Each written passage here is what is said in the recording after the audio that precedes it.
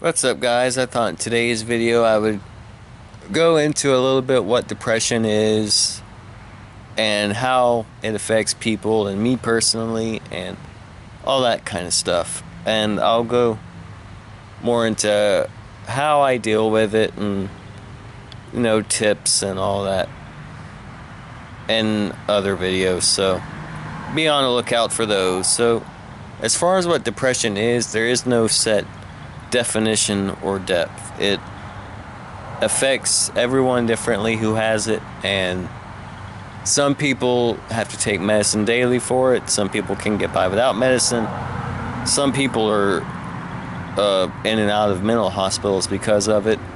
Some people can deal with it more or less without professional help. I mean, if you have full-blown depression, I think some kind of professional help is almost always needed. And I'm sorry, there's a lot of background stuff going on.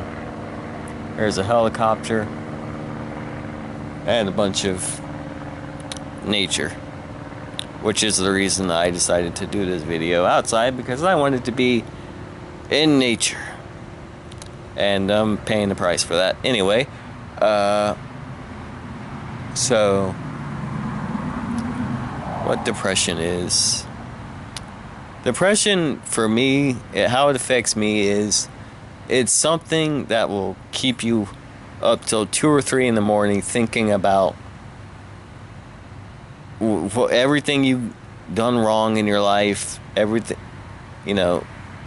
something that you did years ago that was mundane and, nothing really bad came of it, can be viewed as something detrimental, and it's something that'll keep you up till all night thinking about just how worthless you think you are, and it really messes with your head. It gives you feelings of worthlessness, like you shouldn't even be alive, and it'll keep you up all night and day thinking about that. And people highly underestimate the impact that mental illness has on everyone: children, adults, teenagers. I've heard people say, thankfully nobody has, people have, but very rarely do people say to me, just get over it. Never, under any circumstances, say that to someone with a mental illness. You would not tell someone with an arm that's cut off to just get over it. You would tell them to go to a hospital to seek help. You would pray for them if you are a Christian, or whatever. Well, other religions pray, obviously, but anyway, you would pray for them. You would do all kinds of stuff for them and suggest all kinds of things. You wouldn't say, hey, just get over it. You would tell them to stop the bleeding. And you should not, all because you can't see the effects of an illness, physically, you don't have physical scars, you don't have, marks, even though depression often does leave physical marks because of what it drives you to do. Some people resort to cutting because the depth of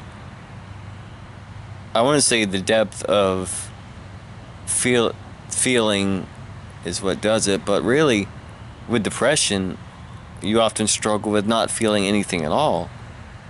It's a feeling of just pure, I'm alive, okay, so what? I'm just here. There is, unless you go through it, it's hard to, there is no way to understand it unless you have gone through it. At least not 100%.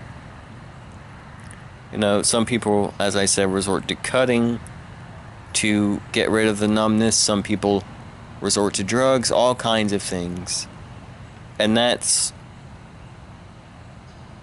that's how much it can affect people. I myself have never done it, but I've never cut or done drugs before, but I have come really close to, one of those things a couple times, just because the feeling of nothingness inside it was almost unbearable. And even if it was pain, even if it was immense pain, that would be better than feeling nothing at all. Some people think feeling nothing at all would be better than feeling pain, but that's just it's not really up for debate. It's just up to personal, whatever. Anyway, so there is no set depth as to how much it can affect people, and there is no set definition. However, I think we can say some things as to what it isn't. Depression is not being upset because you were scolded by your parents because you did something wrong. Depression is not being upset because you can go out with your friends one night when you have every other night that you're alive to go out with them. Depression isn't something that you're sad about for 5 minutes and then you just get over. Depression is an illness. It drives people to suicide every day. And it's just so underestimated. I myself struggle with suicidal thoughts pretty often, and thankfully I have. This is going to go more into depth about how I deal with it, but oh well, I mentioned something good. I have my friends, I have a few people in my family who have the same thing, so they can comprehend what I go through to an extent at least.